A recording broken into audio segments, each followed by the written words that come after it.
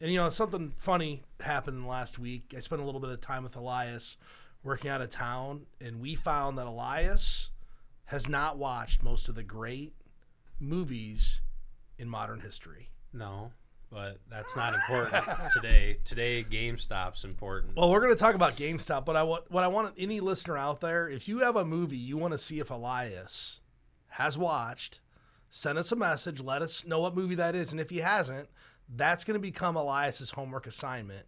And we'll try to relate the movie back to financial situation somehow. But I think that'll be fun we've already come up with a list of movies that we feel he needs to watch to get in the modern age. Things like The Great Outdoors, Boiler Room, Wall Street. All right. So then during working hours when I'm watching a movie, then nobody can say anything about it.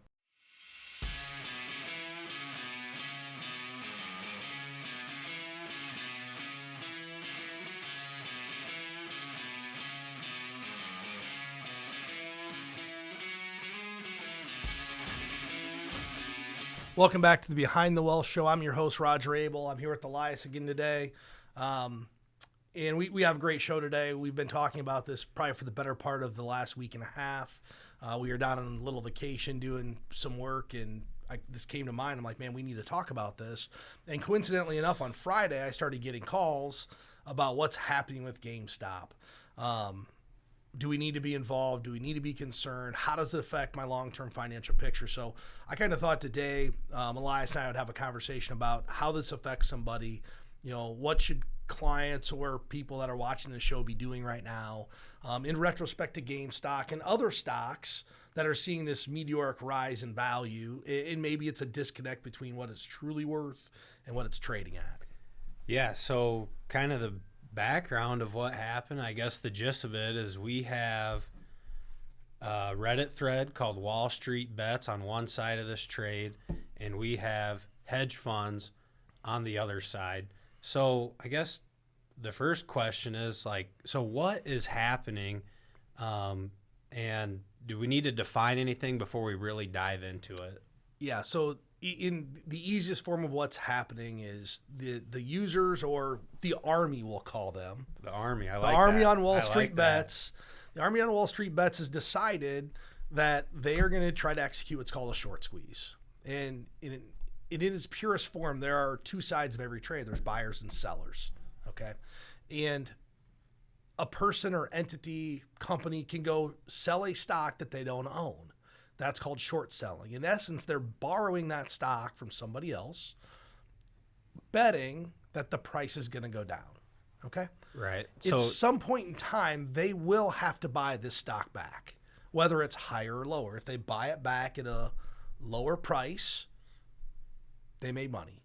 If they have to buy it back at a higher price, they lose. So best case scenario for a short seller is for a stock to go to zero. It's called zero bid. If it goes zero bid, there's no buyers, not worth anything, they win because they buy the stock back at zero. Right. And I think talking about short selling, which we know because we're in the business, I feel like the average person, though, would be surprised to know that you can borrow a share of a stock and go sell it without actually owning it. So I feel like there's probably been a lot of people are Google searching, well, what is short selling? And they're probably trying to wrap their mind around it, so you can actually borrow shares and go sell them. It's kind of I guess it's one of the more complicated strategies of trading or investing. Yeah, it's not as clear cut as I buy a stock and I own it for the long term, which truly is what investing is. A lot of the short selling you'll see happens by hedge funds, and that's the nature of this short squeeze. And what they mean by short squeeze is this army of Reddit people that started this Wall Street Bets is trying to drive this price up to get the hedge funds out. Yeah. So that brings up a question. One, how the people on the thread, Wall Street Bets, how do they even know about the short positions that were out there? Yeah. So it's public knowledge. If you have a large enough position in a stock, it's public knowledge to what the short interest is. So you can go out there and say, hey, we know that this stock has a very large short interest or a lot of shares sold short. So the companies that they're targeting right now are AMC, GameStop, Bed Bath & Beyond because they know what the current short interest is in the stock. Yeah, and I think close to at one time the short interest of GameStop was 130%. So when someone sees, okay, the short interest in GameStop's 130%, what does that tell somebody? What does that tell an investor? People have sold more shares short than shares available. They've leveraged. Okay, so now we know it's public information what short interest is in a company, and now I'm sure people have been hearing this term short squeeze, which we just talked about a little bit. Is a short squeeze a new concept? It's not, but let me back up one thing and why the short squeeze really works. As people start to push the price up, losses start to happen for companies or individuals who are short the stock. Well, once you hit a certain price, you might get what's called a margin call, meaning you have to either put more money in to cover your position or you're going to have to get out of the trade. So the price escalation actually goes faster and faster the higher the price goes as people start to sell and get out of their trade. They were targeting, or this group on Wall Street Bets was targeting hedge funds, particularly one called Melvin Capital. They're the largest short seller of GameStop. Okay, Melvin Capital had a 53% loss for their fund in the month of January. But as the price keeps getting higher, at some point, these funds either have to get more capital to put in because they're losing, right? And it's an infinite loss. There's no limited loss on a short sale, right? Because there's an infinite amount the stock could go up. Right. So as people start to buy the stock back, it makes the stock price go higher and higher and higher because more and bigger blocks of stock are being sold. Yeah. So certain aspects of this was like the perfect storm for a short squeeze to happen. But is a short squeeze, is that new? I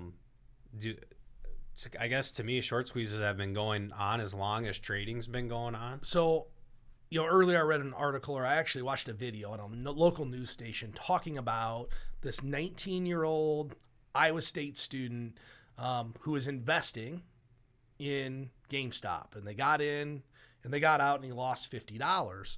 But he said, this is like the first time we've ever seen anything like this.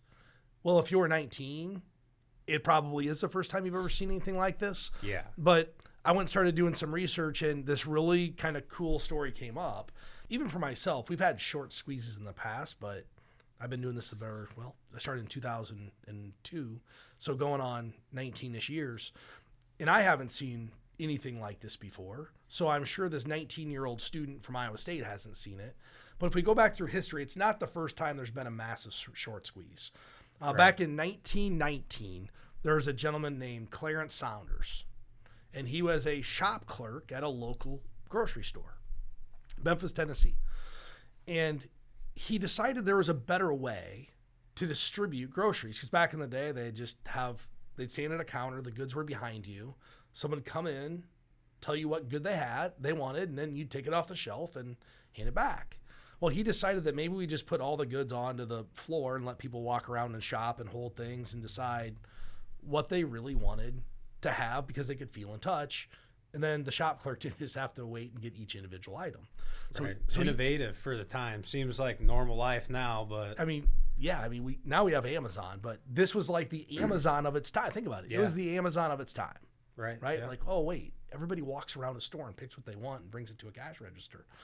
Anyway, he founded a grocery store chain called Piggly Wiggly, which is the first modern grocery store where you did this. Primarily in the South, Piggly Wiggly's, I think most people have heard of them if they're from there. But he actually started this franchise 1922 and made it a publicly traded company on the New York Stock Exchange. Okay? And over time, he issued stock. I think it was like $55 a share, somewhere in there. And he started sensing that company stock was starting to fall because Wall Street traders were selling or shorting his Piggly Wiggly company. Yeah, shorting. Okay? And weren't they creating some negative press about it too? So what actually happened is there were like 5 stores in the Northeast that he had given the licensing agreement to. So they weren't actually Piggly Wiggly stores, but he had sold the name and brand of Piggly Wiggly. Yeah. And this one operator had done a very poor job of running these stores. So they closed. Well, it's the old recency bias thing that, whatever's happening near me must be happening in the world. Right. It's almost similar to what happened during coronavirus. Like when New York was really bad, and it wasn't really that bad throughout the rest of the U.S. yet, boy, the stock market was getting crushed. But as New York recovered, the stock market came back too because it's recent to where they're at, their locale. Same kind of thing. So all these stock traders said, well, these things are horrible. They're not good. We're going to sell and start shorting these. And he decided that just wasn't going to happen. He had, he was kind of a bigger than life type of guy. And he said, hey, I'm not going to do that. So he went out bank to bank and he raised about $10 million. Borrowed funds from everybody he could, started buying shares from people. And his whole goal was to buy up all the shares available because he knew that if he could go to each investor who actually owned the shares and get them, he could do what's called cornering the market. And what that means is I own all the shares and the short sellers can only buy them back from me. Right. So instead of an army of people, like through a thread on Reddit, Clarence basically just went out and did it himself. That's exactly what he did. And he drove the stock price up. Okay. There were a total of 200,000 shares of Piggly Wiggly stock in float or in there. He amassed 198,872 shares. So all but like a few thousand. It was interesting. I'm reading this article, and some of those shares he actually bought over in Sioux City, Iowa, is like some of the finishing up shares really? That he got. And he thought, hey, this is great. Like they're all going to have to buy these back from me, which is kind of what's happening with GameStop. They think, oh man, they're going to have to buy these shares back and we're crushing them, right? Yep. Well, so Saunders goes out and he calls back the stock, says, I want to take delivery of all the shares. And he wants now the short sellers to pay up.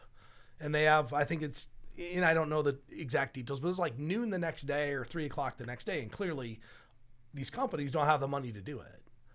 So the enforcement agency at the time overseeing the securities industry changed the rules.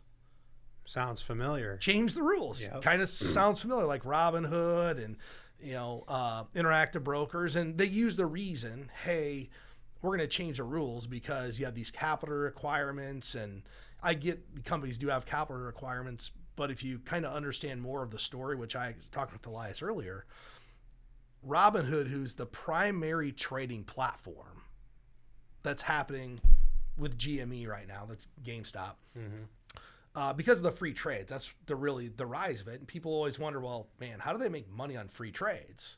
Well, we did a little research, and they make money because they actually sell all the trading data to Citadel, which is one of the largest hedge funds in the world. Correct. And Melvin Capital just took a cash injection from Citadel to stay afloat. So one of the really conspiracy theories out there is, hey, Robinhood, Citadel went to Robinhood and said, hey, look, we can't have this because we're losing massive dollars. Whether that happened or not, I don't know if we'll know. Maybe we'll know someday. Right. The speculation's going to be there, and the story's there now. So, like, whether it happened or not, there's always going to be people who believe that, right? Right. So I think the moral of that story is, hey, they changed the rules. And all these people that have piled into this GameStop trade, right, they could have some issues because at some point, if all the short sellers are out, the bottom falls out of the stock. So someone asked me the other day, are you in this? I had a call from a buddy of mine and client, said, hey, are you in GameStop? I'm like, no. Why would I be? He goes, because you can make money. I said, well, there's going to be a few who make a lot of money. There's going to be a lot who lose a lot of money. And there's probably going to be some who are prosecuted too. Yeah, I have a hard time believing no one's getting in trouble once this all shakes out, right? Don't you feel like something's going to happen? If you go back through all the people involved, I mean, like, is it Michael Burry? Yeah. That we brought up? He was the guy who called the crash in 2009 of the housing market. Well, he actually started accumulating GameStop at about $4 a share back in 19, I think it was, because Sony and Microsoft had come out and said, we're going to use discs and on our new players. Well, I know I saw he had a $281 million profit on this trade, so he wasn't short. I think he's short now, maybe, but he wasn't for a long time. And some of the other people involved, at some point, there's going to be an investigation as to what's going on. But I think here's the important thing. Many people today are looking this as a get-rich-quick scheme. Right? yeah. Oh, man, I can go buy this. I looked this morning. It opened at $325. It's worth $240 as we're doing this show. Okay? Yep. Who knows what it's going to be? It's up 1,600% since January 12th. I mean, none of this is rational. The fundamentals don't support the stock price. Correct. And people are calling it investing. So what do you call it? This is two things: gambling and speculation. It's purely all this is. Yeah. I mean, one of the guys I follow, Graham Stephan, he had a video on this, just kind of talking about Robinhood and this whole situation, and he referred to the investing dollars. This is not investing. I want people to be clear of this. Not investing. Investing is when you buy something and you believe the value of this asset is going to go up over time because the fundamentals are there. Right. This is purely throwing money in and rolling the dice. And if you start to read through the Wall Street bets threads, it's all about just keeping the stock price up. Man, I'm putting 10 grand in tomorrow, and it's all this is about is propping up a stock price, trying to hurt somebody else. Eventually, the people that invest in the end will be the ones who get hurt the most. So we're talking about investing and speculating and the difference. And this brings up a thought and something I've been thinking about, something I wanted to ask. So this short squeeze was organized through a thread on a chat forum called Reddit, right? So would it be foolish for people to think, and you're talking about people are starting to think this is a get-rich-quick scheme?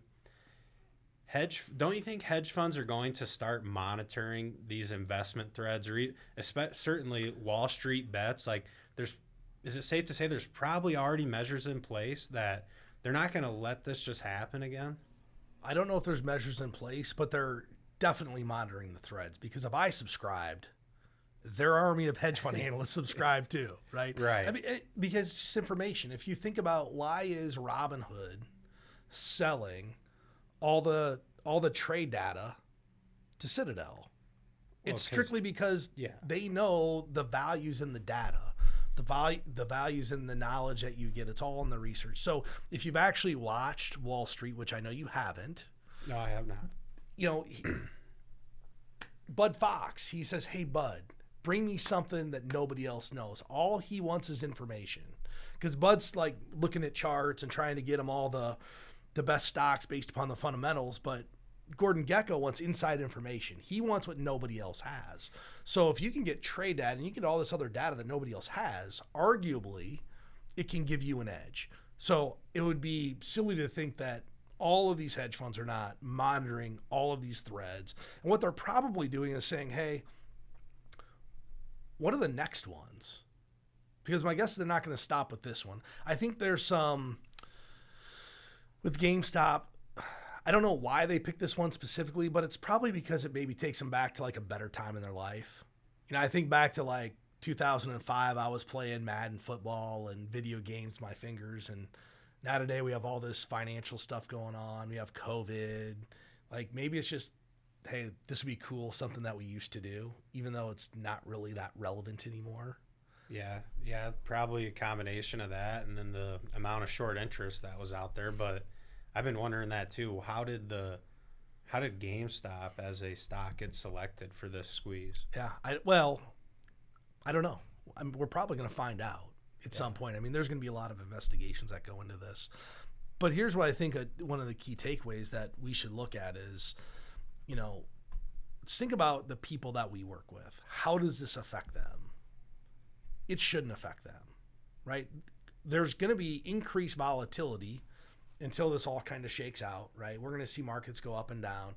I think one of the things I'm kind of watching for personally is if people are losing money on the short squeeze, they're going to have to sell other assets potentially to come up with capital to cover their losses. So you could see other stocks suffer a little bit of selling pressure. But for the average investor, the people that we work with, this really shouldn't even be on your radar. This is a blip in your life. Yep. It's newsworthy. Goes back to one of the first shows we did, how to build a media filter. This is entertainment value, cool to watch, cool to listen to. I've had fun like researching what's going on because I'm learning some new stuff. But at the end of the day, this should all be filtered out of me. You should say, hey, this is speculation, not investing, not relevant to my life. Yeah. So as far as that's concerned, this should just be about investing. So people, it seems like, at least the news and the talk is, it seems like everyone's just making money on this GameStop trade, especially the people on the side of the Wall Street bets thread. Is there a point where that stops? Will people start to lose? I think Graham Stephan on YouTube, he said, you can think of this like a game of musical chairs. Someone's going to be left without a chair. Can you touch on that a little bit? And I guess my feeling is if we all knew the high price, well, someone's going to sell under that, and then someone's going to sell under that. So you can touch on that a little bit. Yeah, I think that's a really good analogy, musical chairs. There's going to be a lot of people left without a chair probably.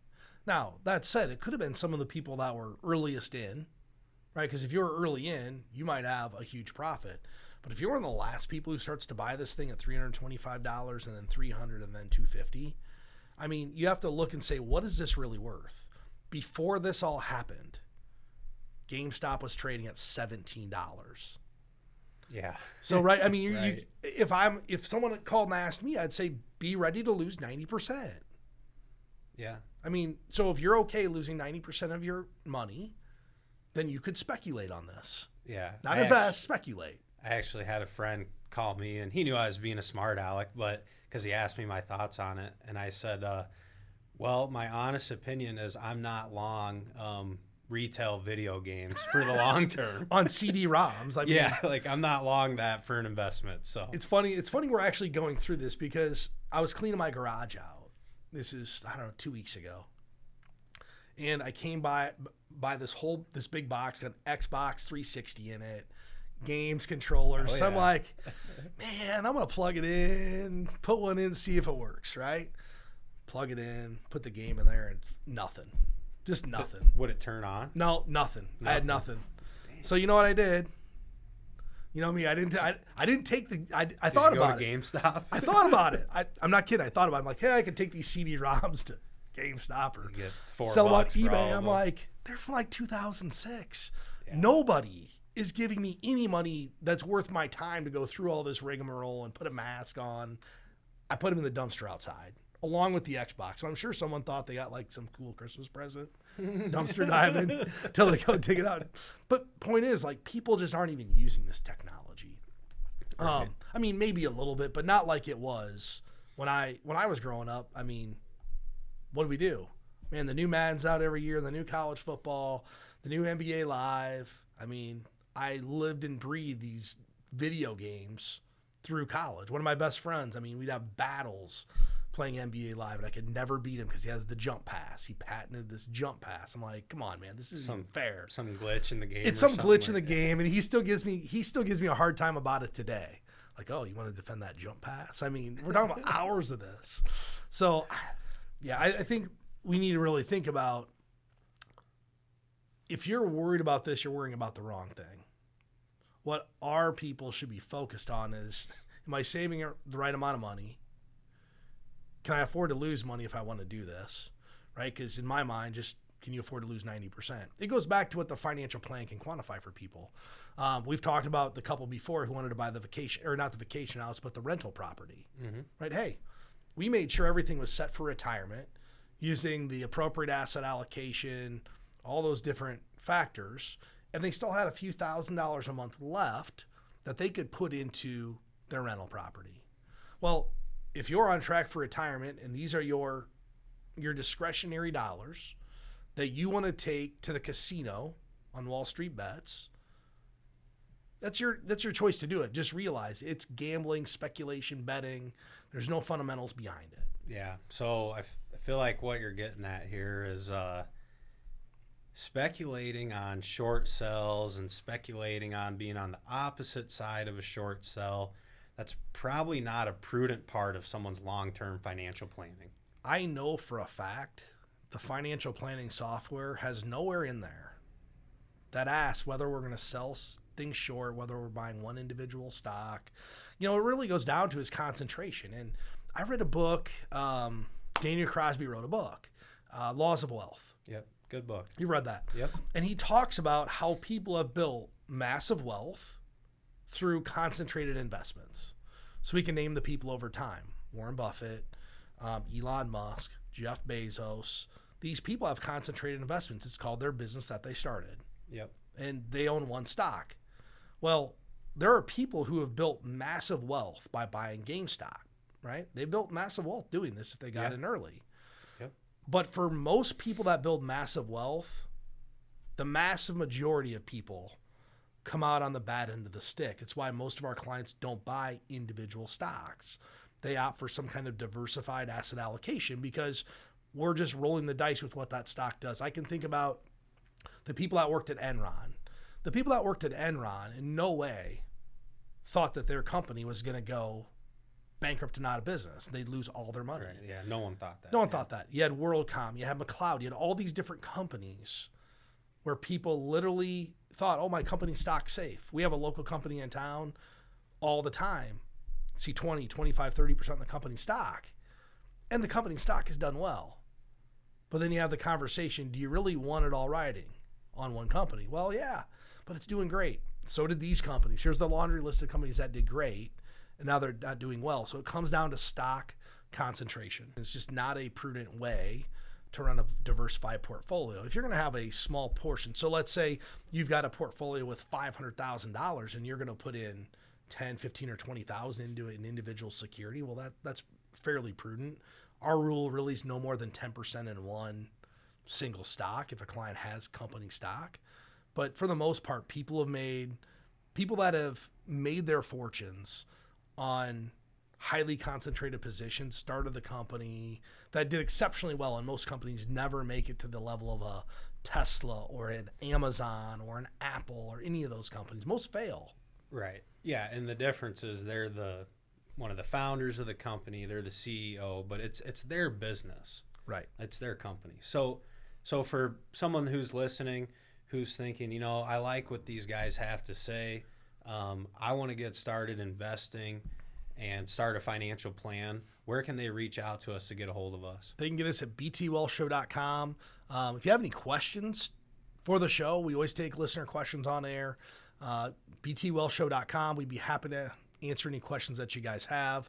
One thing I remind everybody, if you're watching the show on YouTube, hit the subscribe button. Also, if you have us on Spotify, feel free to leave a review if you like the show that we're doing right there. We enjoy doing the show. Hopefully we're bringing good content to everybody. Till next time, thanks for listening. You can get us at btwellshow.com.